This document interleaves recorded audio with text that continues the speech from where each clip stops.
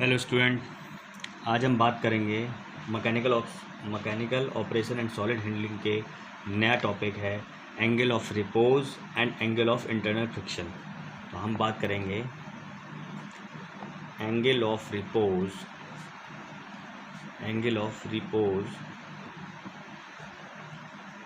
And angle of internal friction.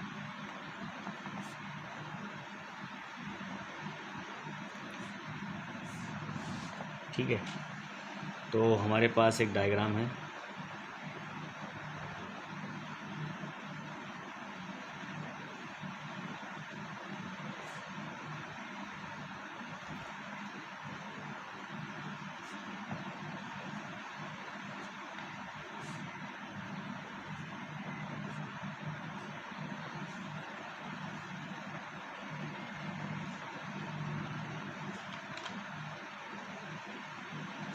ठीक है, अब यहाँ से कोई आपका बेल्ट के थ्रू आपका सॉलिड मटेरियल इस तरीके से यहाँ से आ रहा है। ये आपकी भी टेरिटरी बना रहे हैं अभी। तो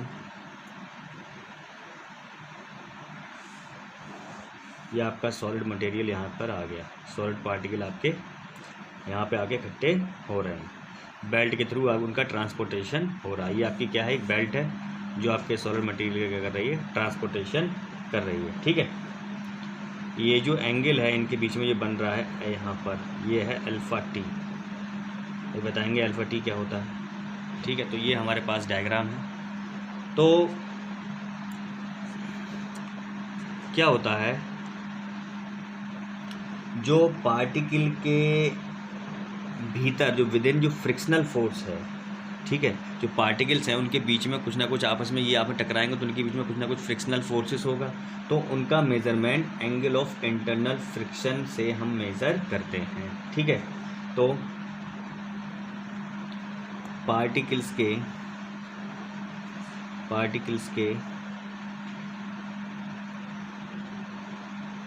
फ्रिक्शनल फोर्सेस को हम एंगल ऑफ इंटरनल फ्रिक्शन से मेज़र करते हैं, अल्फ़ा आई से मेज़र करते हैं। ठीक है, तो जो पार्टिकल्स हैं आपके सॉलिड के, उनके बीच में कुछ ना कुछ कोलिजन होगा, तो उनके बीच में फ्रिक्शन होगा इन जो पार्टिकल्स के बीच में, तो उसका मेज़रमेंट हम इंटरनल फ्रिक्शन अल्फ़ा आई से करते हैं। ठीक है,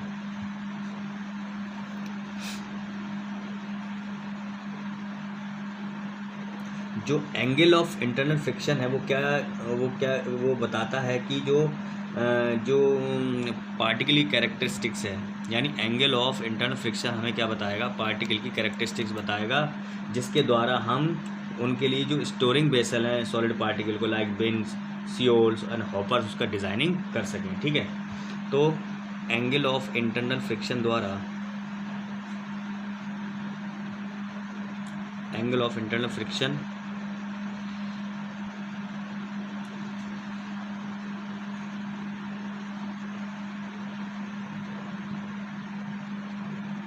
एक कैरेक्टरिस्टिक्स होती है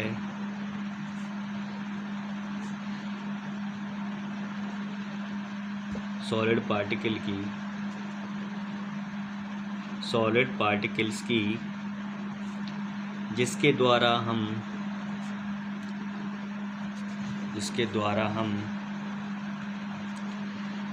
स्टोरेज वेसल को डिज़ाइन करते हैं।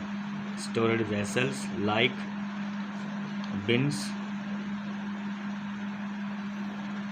बिन्स के बाद आपका क्या है, सियोल्स एंड हॉपर्स को डिज़ाइन करते हैं। ठीक है, इसका डिज़ाइनिंग हम एंगल ऑफ इंटरनल फ्रिक्शन द्वारा स्टोरेज वेसल का डिज़ाइनिंग करते हैं। ठीक, और जो एंगल ऑफ रिपोज है, एंगल ऑफ रिपोज हमें क्या बताता है, एंगल ऑफ रिपोज क्या बताता है कि जो आपका ढेर लगा हुआ है वह आपका प्लेन से कितना एंगल बना रहा है, मतलब ये पाइल मतलब ये ढेर कितना जो बना रहा है हॉरिजॉन्टल से कितना एंगल बना रहा है। तो angle of repose alpha T, ठीक है।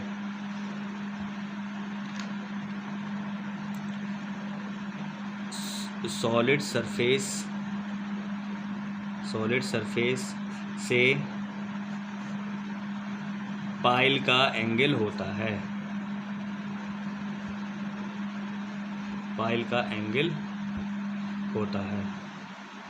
ठीक है।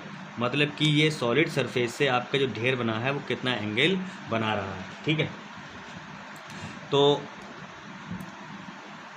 इसका यूज़ हम कैपेसिटी और जो ट्रांसपोर्टेशन में इसका यूज़ करते हैं, ठीक है। इसका यूज़ हम क्या करते हैं कि जो स्टोरेज वेसल है उसकी कैपेसिटी को डिटरमाइन करने के लिए, कैपेसिटी और ट्रांसपोर्टेशन पर्पस के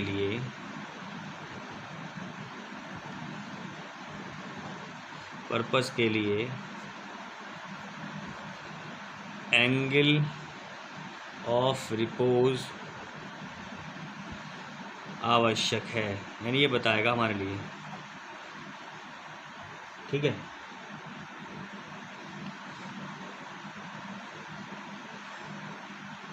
अब क्या होता है, अगर आपके पास होमोजीनियस पार्टिकल है तो उस केस में क्या होता है, जो एंगल होगा वो नियरली सेम होगा। यदि आपका पार्टिकल क्या है, होमोजीनियस है, होमोजीनियस सॉलिड पार्टिकल के लिए, होमोजीनियस सॉलिड पार्टिकल के लिए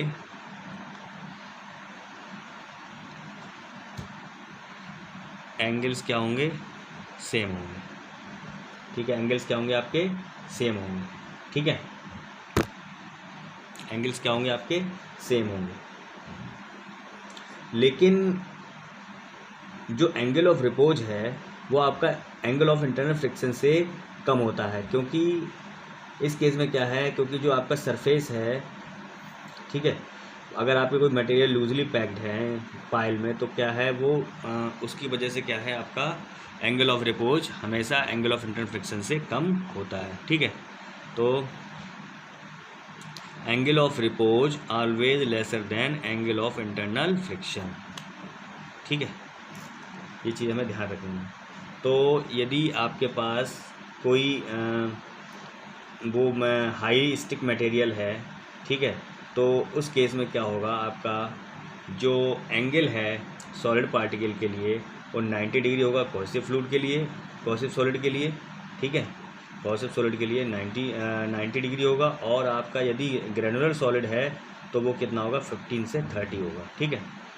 तो आपका जो अल्फ़ा आई है, अल्फ़ा आई आपका ग्रेनुलर के लिए, ग्रेनुलर सॉलिड के लिए कितना होता है, 15 से 30 डिग्री एंगल होगा, ठीक है। और आपका क्या है, कोहेसिव सॉलिड है, हाई कोहेसिव